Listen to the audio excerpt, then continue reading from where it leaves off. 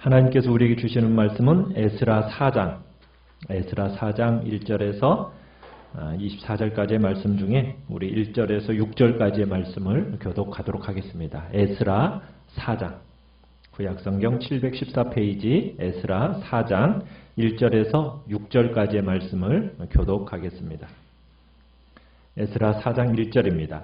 사로잡혔던 자들의 자손이 이스라엘의 하나님 여호와의 성전을 건축한다 함을 유다와 베냐민의 대적이 듣고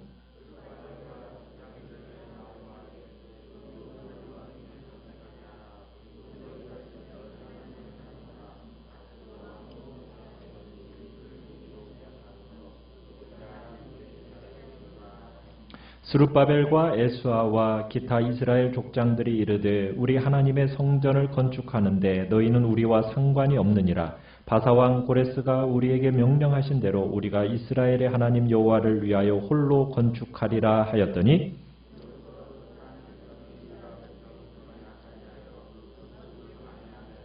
바사왕 고레스의 시대로부터 바사왕 다리오가 즉위할 때까지 관리들에게 뇌물을 주어 그 계획을 막았으며 또 아수에로가 즉위할 때 그들이 글을 올려 유다와 예루살렘 주민을 고발하니라. 아멘. 오늘 말씀의 제목은 일어나는 대적과 성전 재건의 중단이라는 제목으로 말씀을 나눕니다. 우리가 지난 시간 에스라 3장에서 이스라엘 백성들이 성전을 건축하기를 시작하는데 성전을 곧바로 건축하지 않고 먼저 성전의 중심이라고 할 수 있는 제단부터 먼저 쌓는 것을 우리가 보았습니다. 제단을 먼저 쌓고 그 위에 뭘 드렸어요? 번제를 먼저 드렸죠. 그리고 나서 성전의 기초를 쌓았습니다. 이 성전의 기초를 쌓을 때 이스라엘 백성들의 마음이 어땠어요? 너무나 감격스러웠죠. 그죠? 그 감격스러운 가운데 성전의 기초를 딱 쌓았는데 오늘 이제 4장이 열리면서 우리가 보게 되는 장면은 뭐냐면 이 영광스러운 성전 재건의 이 귀한 일을 하려고 하니까 어떤 일이 따라오고 있습니까? 놀랍게도 대적의 핍박이 따라오고 있는 것을 우리가 보게 돼요. 여러분, 우리가 하나님이 기뻐하시는 일을 하면은 어려움이 모두 다 그냥 다 면해져 버립니까? 그렇지 않죠. 우리가 주님의 일을 딱 시작하려고 막 마음의 결심을 딱 하는 순간 정말 하나님의 성전을 세우겠다.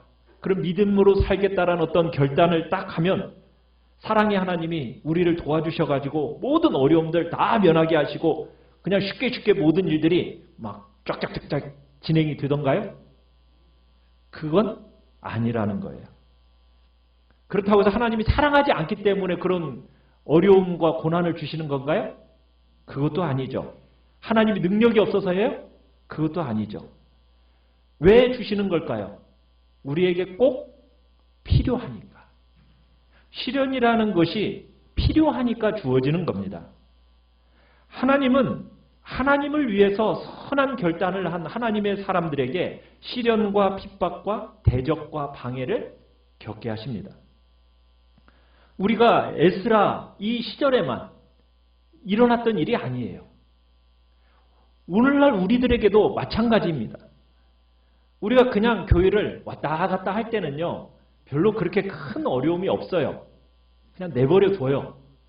그런데 신앙생활을 좀 제대로 해보겠다라고 딱 마음에 결심을 하면은요, 놀랍게도 무슨 일이 일어나요? 반대가 일어나고, 핍박이 일어나고, 거스름이 일어나고, 대적함이 일어나게 돼요. 그러니까 믿음으로 사는 우리의 삶에 꼭 그 결심에는 반대와 핍박과 시련과 고난이 반복해서 일어난다라는 거 우리가 기억해야 돼요. 이건요, 교회의 역사에서 끊임없이 일어났던 우리에게 보여주는 증거예요. 자, 지금 성전을 건축하기 시작하겠다고 딱 기초를 딱 놓는 순간 지금 대적이 일어나는 거예요. 어려운 일들이 생기기 시작하는 겁니다. 자, 이 방해와 반대가 어떻게 일어나는가? 두 가지 모양으로 이 백성들에게 찾아오는 것을 보게 되는데요. 첫 번째로 4장 1절과 2절을 한번 보시면은 자, 이제 여호와의 성전을 건축한다 하는 이야기를 유다와 베냐민의 대적이 들었어요. 그 듣고서는 우리 2절을 다시 한번 읽어봅시다. 2절 시작. 스룹바벨과 족장들에게 나와 이르되 우리도 너희와 함께 건축하게 하라. 우리도 너희같이 너희 하나님을 찾노라. 아수르 왕 에살핫돈이 우리를 이리로 오게 한 날부터 우리가 하나님께 제사를 드리노라 하니. 자, 반대가 지금 어떤 형태의 모양으로 오고 있나요? 반대가 어떤 모양으로 오고 있어요? 친구의 얼굴을 하고 와요. 평화의 모양으로 지금 반대가 일어나고 있어요. 그러니까 이웃에 있던 이 이방인이 와서 뭐라고 얘기하는 거예요? 우리도 너희와 같이 하나님을 섬긴다. 우리도 하나님께 제사를 드린다. 원래는 우리 하나님을 몰랐었는데 아수르 왕 에살핫돈이 우리를 이곳으로 데려온 날 이후로부터 우리는 지금까지 여호와 하나님께 제사를 드리고 여호와를 섬기고 있다. 그러니까 우리도 이 성전 짓는데 함께 했으면 좋겠다 하면서 친구의 얼굴로, 평화의 얼굴로 이렇게 함께 성전을 짓자고 하면서 이렇게 이야기를 하고 있는 거예요. 여러분, 이 사람들은 어떤 사람들일까요? 지금 이렇게 성전을 같이 짓자라고 얘기하는 사람들은 어떤 사람이냐? 우리가 지난 열왕기하 17장에서 이 이야기를 다룬 적이 있어요. 북이스라엘이 멸망을 하니까 아수르가 어떤 일을 했죠? 아수르가 이방 사람들을 이 북이스라엘 쪽으로 심었어요. 다 이쪽으로 몰고 왔어요. 그래서 이 사람들이 이 땅에서 거하다가 어떤 일이 벌어졌냐면 맹수들, 사자들이 이 사람들을 공격한 거예요. 막 자기들을 해치는 일이 일어난 거예요. 그래서 이 사람들이 생각하기를 뭐라고 생각했느냐면 이 사자로부터, 맹수로부터 우리를 보호하기 위해서는 이 땅의 신으로 알려진 여호와를 섬겨야 된다라고 생각을 하게 된 거예요. 그러면서 이제 여호와 하나님을 섬긴다라는 명분 아래에서 이제 하나님을 섬기는 제사들을 막 드리기 시작합니다. 자, 그런데 끝까지 여호와 하나님을 잘 섬겼냐? 그건 아니었어요. 열왕기하 17장 33절에 가보면 뭐라고 얘기하고 있느냐면 저희가 여호와도 경외하고 어디서 옮겨왔든지 그 민족의 풍속대로 자기의 신들도 섬겼더라. 무슨 얘기예요? 여호와도 섬기고 자기의 신도 섬겼다. 여러분, 여호와도 섬기고 자기 신도 섬기는 일이 가능해요? 불가능해요? 그건 불가능한 일입니다. 그건 불가능해요. 기독교는 그런 종교가 아니에요. 기독교는 한 분 하나님을 가르치는 종교지 하나님은 한 분밖에 없다고 가르치는 거예요. 한 분 하나님밖에. 그렇기 때문에 하나님께 제사를 드리면서 다른 신에게 제사 드리는 일이 불가능한 겁니다. 그런 일은 있을 수 없는 거예요. 그러면은 하나님도 섬기고 다른 신도 섬긴다. 이 말은 그 믿음이 진실하다는 걸까요? 진실치 못하다는 겁니까? 진실치 못하다는 얘기예요. 그러니까 이 사람들은 지금 중심에 변화가 되지 않은 채 그냥 위험만 모면하겠다라는 마음으로 지금 종교 생활을 한 겁니다. 그러니까 이들의 신앙을 진정한 신앙이 아니었다라는 거죠.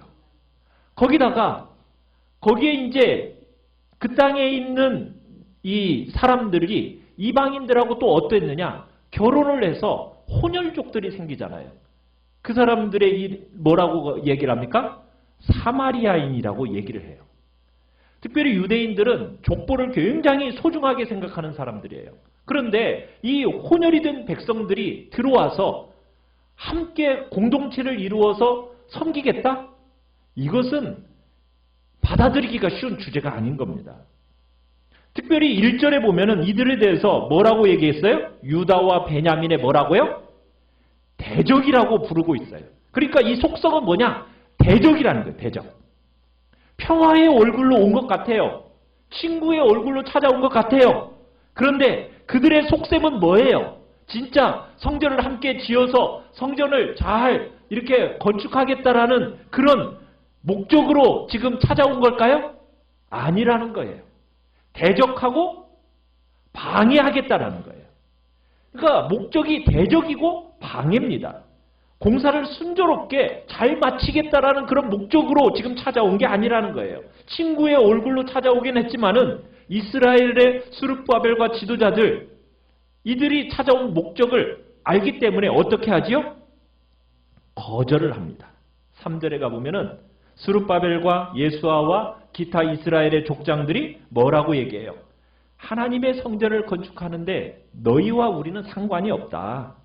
바사왕 고레스가 우리에게 명령했는데 우리가 홀로 건축하라고 얘기했다. 그러니 너희는 우리와 이 일에 관계가 없다 하면서 어떻게 해요? 분별해서 거절합니다.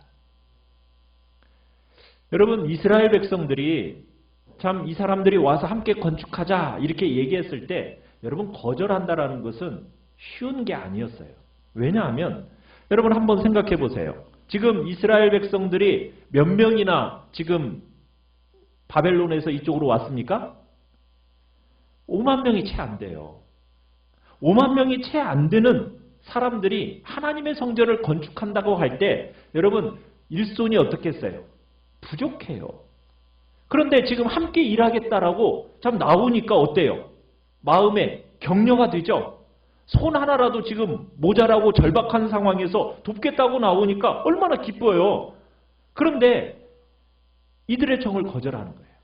또 만약 이들의 청을 거절하면은 어떤 일이 있을 수 있겠어요? 평화롭게 지금 잘 지낼 수 있을 판인데 딱 거절하면 어떤 일이 벌어집니까? 관계가 깨지잖아요. 그럴 위험성이 있는 거예요. 자, 그런데 지금 이들이 친구의 얼굴로 평화의 모습으로 지금 오니까 거절한다는 것이 참 쉽지 않아요. 그렇지 않습니까? 여러분, 우리도 그렇잖아요. 누군가가 여러분 친구와 정말 평화의 모습으로 딱 오면 쉽게 단호하게 거절한다라는 거 우리 쉽지 않다라는 거 잘 아시죠? 여러분, 그렇다고 해서 지금 이 사람들이 이방인이라고 해서 지금 거절하는 것도 아닙니다. 성전을 짓는데 이방인은 안 된다? 절대 안 된다? 이 얘기는 아니에요. 왜냐하면 우리가 지난주에도 봤지만은 우리가 3장 6절 7절에 보면은 어디 사람들을 사용을 하냐면 시돈 사람과 두로 사람을 사용을 해요. 돈을 주고 그 사람들을 고용해서 나무도 베고 돌도 다듬일들로 하는 걸 보면은 지금 성전을 짓는데 이방인들이라고 해서 지금 거절하는 게 아닙니다. 지금 왜 거절을 하냐면 이 싸움의 핵심은 뭐냐면 예배의 순전함을 보존하고 그리고 성전의 순전함을 보존하겠다는 거예요. 이스라엘 공동체의 순전함을 보존하겠다라는 여기에 지금 초점이 맞춰져 있는 거예요. 도움이 된다고 해서 아무나 받아들이는 게 아니에요. 분별해서 정말 이들이 진정한 성도인가? 지금 이것을 구별해내는 겁니다. 삶의 자리에 도움이 될 것 같지만은 아니요! 라고 딱 대답해야 될 때 대답해야 하는 순간, 그 순간 우리 신앙의 삶에 있어서 아니요! 라고 대답해야 될 때 분명하게 거절하고 잘라낼 수 있는 그런 마음이 우리 안에 있어야 된다는 거예요. 우리는 사람들을 어떤 사람이든지 포기하지 않아요. 다 아끼고 받아들이지요. 그러나 우리가 뭐에 대해서는 분명한 거절함이 있어야 됩니까? 진리, 그죠? 진리와 우리의 믿는 바를 따르는 행동, 여기에 분명한 기준을 가지고 때로는 거절해야 돼요. 세상을 그렇게 우리는 섬겨나가야 됩니다. 우리가 모든 사람에게 예라고만 말할 수는 없는 거예요. 진리에서 그 부분이 아니다 싶으면 그 부분에 있어서 목에 칼이 들어와도 어떻게 해야 됩니까? 타협해서는 안 된다는 거예요. 그게 우리가 주님의 자취를 따라가는 성도의 모습이라는 거죠. 우리가 모든 것을 때로는 다 잃고 생명을 잃어도 포기할 수 없는 게 뭡니까? 진리잖아요. 그죠? 예수님, 그 한 분을 우리는 포기할 수 없는 거예요. 모든 사람들이 가능하다고 해서 평화, 우리 평화 좋아해요. 그런데 진리를 깨트리면서까지 그 순전한 공동체와 예배를 깨트려 나가는 것은 그것은 성경에서 바람직하지 않다는 거예요. 아니요 라고 할 때 내칠 수 있고 거절할 수 있는 것이 우리 기독교인의 삶의 모습이라는 거예요. 참 우리가 사는 이 시대의 정신은 참 성도로서 살아간다는 것이 그렇게 쉽지가 않습니다. 너무나 어려운 경향성들이 우리 안에 있어요. 너무 사회가 다변화되다 보니까 참으로 진리가 하나밖에 없다. 예수 이외에는 구원이 없다. 이것만이 참된 길이다. 여러분 이렇게 얘기하면 세상이 좋아해요? 싫어해요? 싫어해요. 좋아하지를 않아요. 너무 편협하다고 그래요. 그러면서 남들과 긴장관계를 유지하는 것이 어때요? 우리가 참 쉽지 않잖아요. 어쨌든 평화롭게 좋은 것이 좋은 거다라고 하면서 우리 그렇게 가는 시대를 우리 살고 있잖아요. 우리가 참 사람들과 불편한 관계를 맺는 것이 참 견디기 힘든 일이에요. 그러나 진리와 신앙을 위해서는 아니요 라고 정확하게 말해야 할 때 우리 말할 수 있는 사람이 돼야 된다는 거예요. 꼭 정말 필요한 순간 우리의 삶에 이것이 아니다 싶으면 아니요. 우리는 그런 시대에 우리는 그렇게 살아가도록 부름을 받았다라는 거예요. 우리는 세상과 타협하는 존재로 부름받지 않았어요. 우리는 타협이 다가올 때 어떤 지점에 있어서는 뒷걸음질 치지 않고 진리를 붙들고 우리의 정체성을 분명하게 드러내면서 살도록 부름받은 존재가 우리라는 것을 기억해야 된다는 얘기입니다. 우리가 사는 이 시대에 많은 사람들이 우리에게 말해요.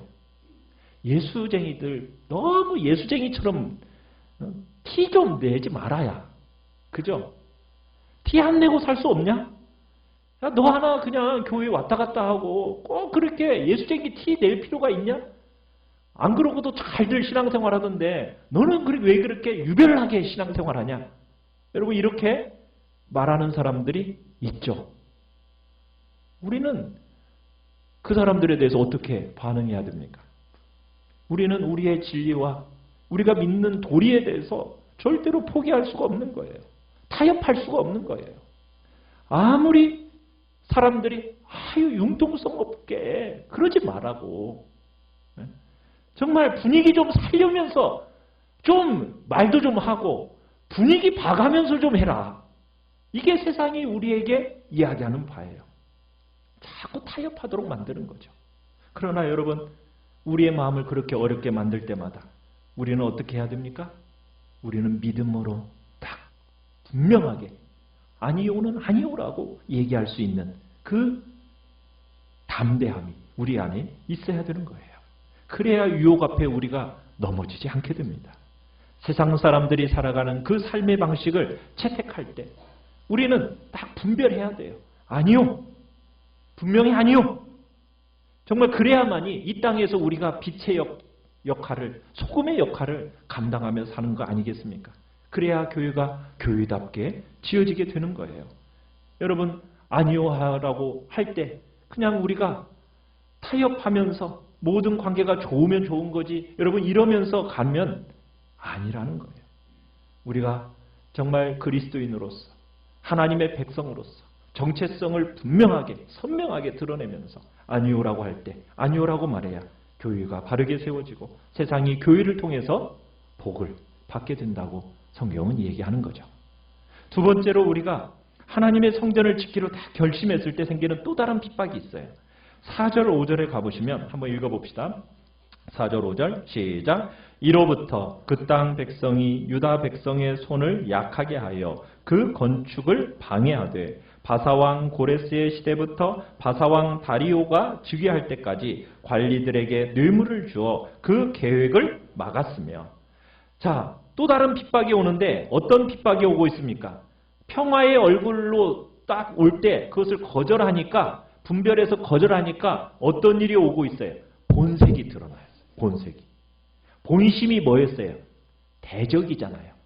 대적이다 보니까 거절하니까 이제는 어떤 식으로 얘기해요? 적극적으로 반대해요. 원래 의도는 뭐였느냐면 그렇게 안에 들어와 가지고 반대하려고 했어요. 안에 들어와서 거절하고 적극적으로 반대하려고 했는데 이게 이제 딱 거절을 당하니까 적극적으로 이제 반대하는 방법을 쓰는데 첫 번째 방법은 뭐냐면 4절에서 유다 백성의 손을 어떻게 했다? 약하게 하여 건축을 방해했다. 이렇게 얘기했어요. 손을 약하게 했대요. 자, 건축을 하는 하나님의 백성들의 손을 어떤 방식으로 약하게 했을까요? 공갈 협박했을 거예요. 공갈 협박. 우리가 좀 이렇게 융통성 없이 믿음으로 살면 뭐라고 해요? 야, 그렇게 믿음으로 살면 망해. 융통성이 없으면 너 망한다고. 막 그렇게 얘기를 하잖아요. 그러면서 조언해 준다고. 좀 융통성 있게 살으라고. 좀 분위기도 봐가면서 하는 거라고. 여러분 그렇게 말하는데 적당히 좀 타협할 줄 알아야 된다고.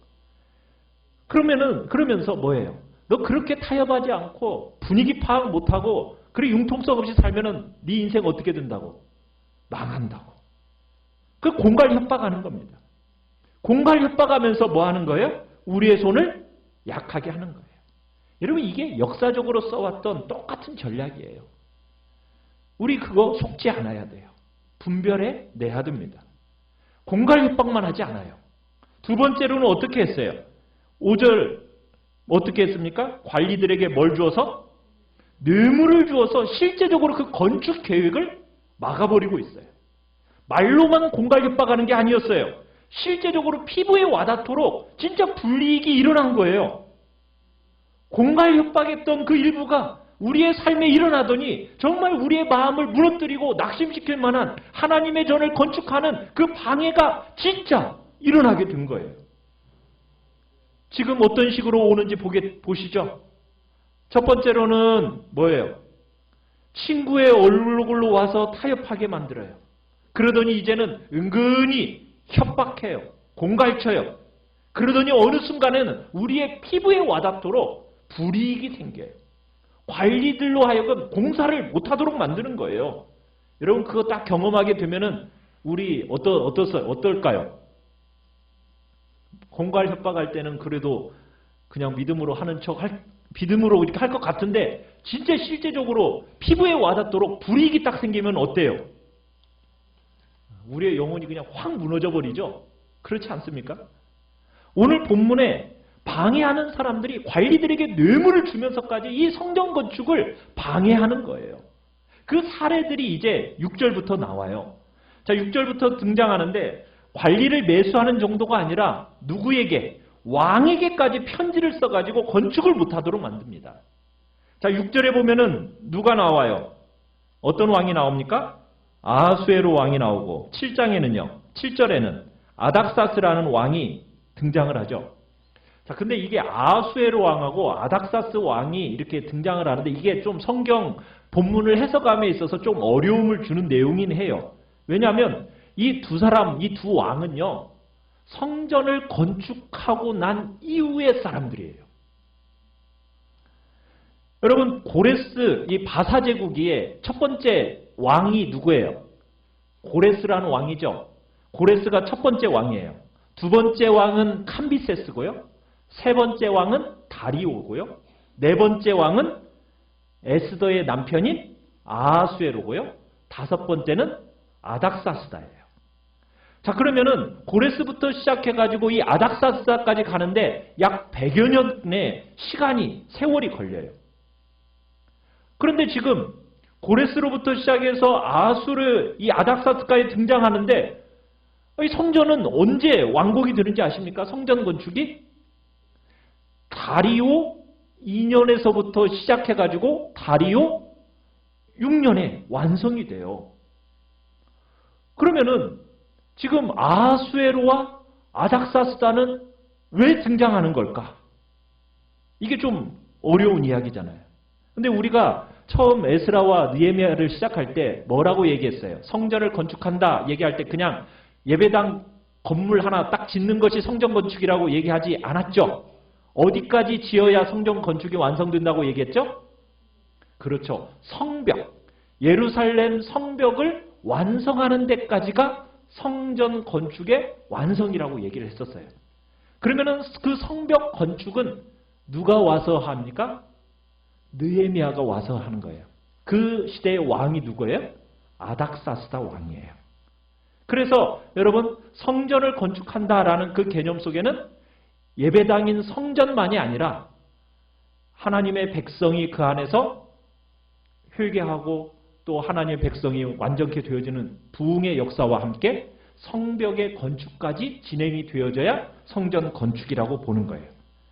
자, 그런데 우리가 또 생각할 게 뭐냐면 이 100년의 세월 동안에 성벽이 지어질 때까지 한순간도 대적이 없었던 적이 없었다는 거예요. 그 얘기를 하고 있는 거예요. 그 많은 대적들이 일어나고 방해를 하는 동안에 그거 다 감당해내면서 성전이 지어졌다라는 그 메시지를 전하고 싶어가지고 지금 후대 왕들의 이름이 여기에 등장하고 있는 겁니다. 자, 우리 8절에 가보면은, 자, 8절을 한번 읽어봅시다.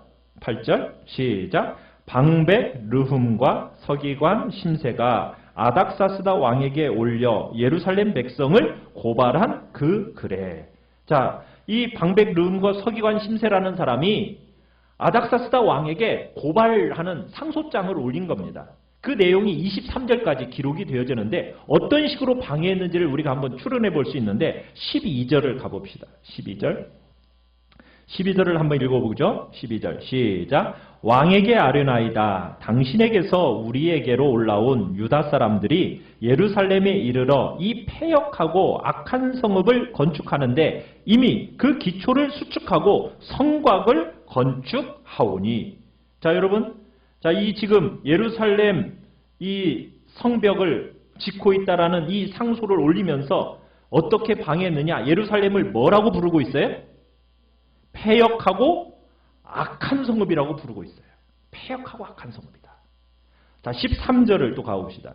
13절 시작. 이제 왕은 아시옵소서. 만일 이 성읍을 건축하고 그 성곽을 완공하면 저 무리가 다시는 조공과 관세와 통행세를 바치지 아니하리니 결국 왕들에게 손해가 되리이다. 자, 여러분, 큰 제국을 운영하는 데 있어서 제일 중요한 게 뭐예요? 세금이잖아요. 그런데 그 세금을 어떻게 할 거래요? 안 바칠 거래요. 안 바칠 거래요. 자, 또 15절을 한번 읽어보시죠. 15절. 시작. 왕은 조상들의 사기를 살펴보시면 그 사기에서 이 성읍은 패역한 성읍이라 예로부터 그 중에서 항상 반역하는 일을 행하여 왕들과 각 도에 손해가 된 것을 보시고 아실지라 이 성읍이 무너짐도 이 때문이다. 자, 이 지금 뭐하는 역사가 항상 있었대요? 항상 반역하는 역사가 있었다. 이렇게 얘기하고 있어요. 자, 그러면서 16절 읽어봅니다. 시작. 이제 감히 왕에게 아뢰오니 이 성읍이 중건되어 성곽이 준공되면 이로 말미암아 왕의 강 건너편 영지가 없어지리이다 하였더라. 자, 왕의 강 건너편 영지, 유브라데스 강 건너편의 영지는 엄청난 영토입니다. 그런데 이스라엘은 그 중에 얼마만 하겠어요? 자그만해요. 그리고 지금 자그마한 그 땅에 돌아온 사람도 몇 명이나 돼요? 5만 명도 채 안 되는 사람이 돌아왔어요. 자, 그런데 지금 이 땅이 다 어떻게 될 거래요? 없어질 거라고 지금 어떻게 하는 거예요? 굉장히 과장시키고 왜곡시켜서 지금 비방하고 있어요. 대적들이 어떤 식으로 대적을 하느냐? 피부에 와닿도록 관리를 움직여가지고 지금 불이익과 방해가 실제적으로 주어지는데 왕에게 고소를 하는데 어떤 식으로 고소를 해요? 과장하고 왜곡시켜서 비방을 하고 있는 거예요. 그러면서 반대를 해요. 여러분과 제가 이 세상을 살아가면서 때로 정확하게 우리의 정체성을 쫙 드러내고 그건 아니야 라고 딱 말을 하잖아요. 그러면 기다렸다는 뜻이요. 우리에게 공갈과 협박으로 두려움으로 낙심을 가져다주는 그런 일들이 생깁니다. 그뿐만이 아니에요. 두려워하고 낙심하고 있는 우리에게요. 진짜 우리의 삶의 피부에 와닿도록 실제적인 불이익을 줘요. 관리들도 움직이고 왕들도 움직여가지고 실제적인 우리의 삶의 불이익과 어려움이 우리의 삶에 딱 일어난다는 거예요. 여러분, 그때 우리의 마음은 어떻게 돼요? 무너지기가 너무 쉬운 거죠. 진짜 그래가지고 이스라엘은요, 그것에 너무 마음이 무너져 내려가지고 24절 우리 같이 한번 읽어봅시다. 24절 시작. 이에 예루살렘에서 하나님의 성전 공사가 바사왕 다리오 제2년까지 중단되니라. 성전 공사를 시작하겠다고 딱 기초를 세웠다가 어떻게 돼요? 시작하기도 전에 성전 공사가 중단이 돼버리는 거예요.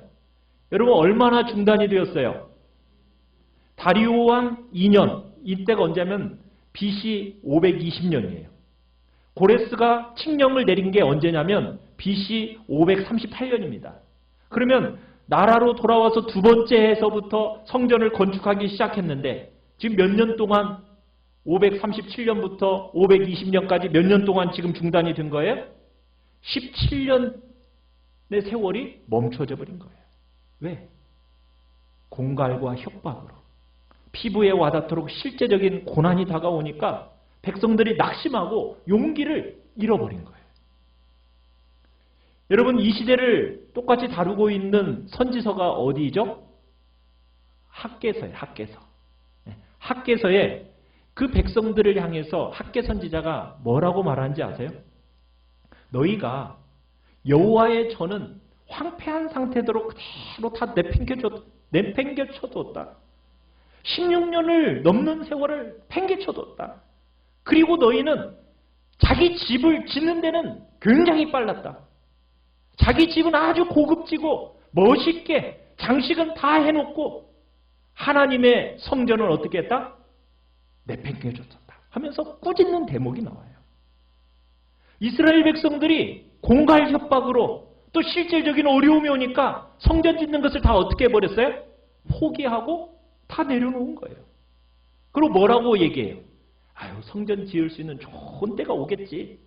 그때가 오면 지어야지. 지금은 내 집 먼저 짓고 내 자식 먼저 기르고 농사 짓는 일에 먼저 내 시간을 먼저 보내야지.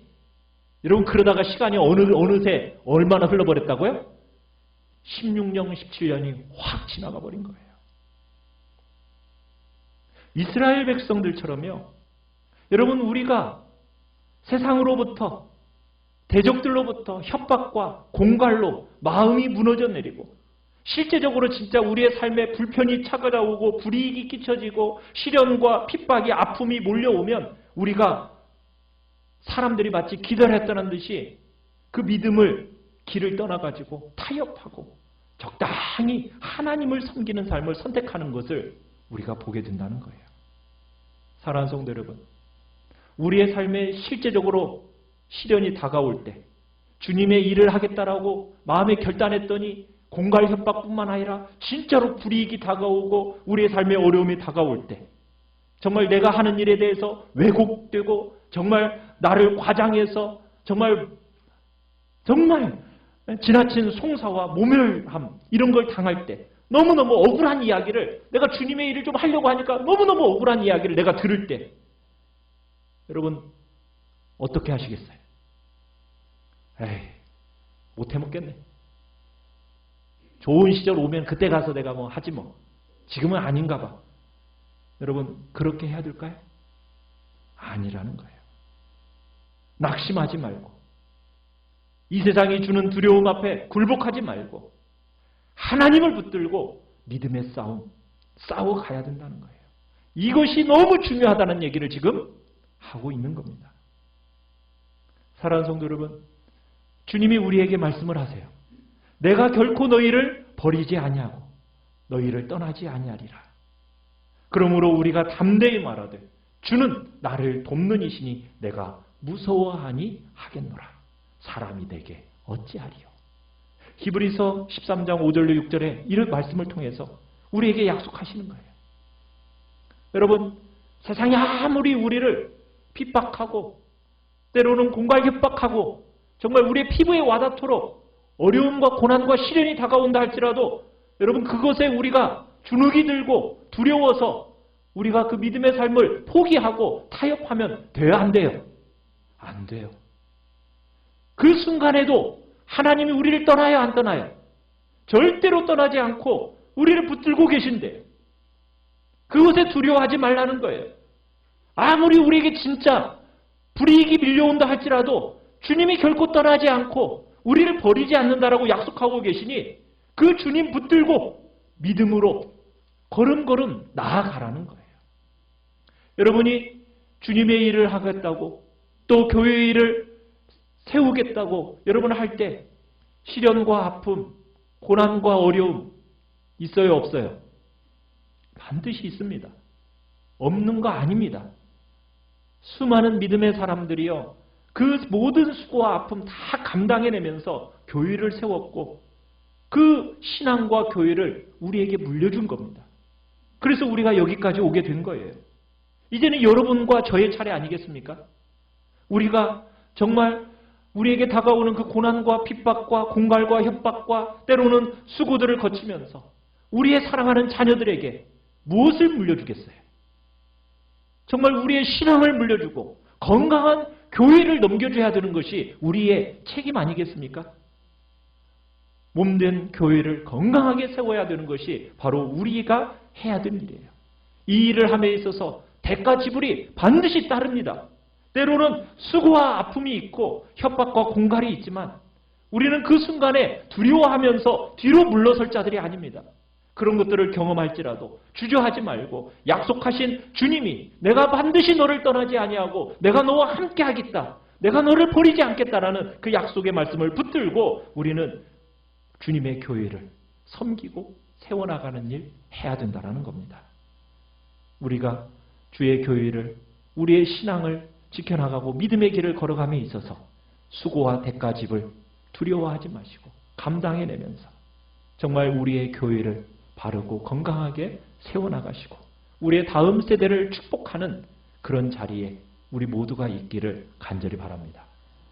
우리 시간 같이 찬양하며 나아가, 같이 찬양하며 나아가, 같이 찬양하며 나아가, 같이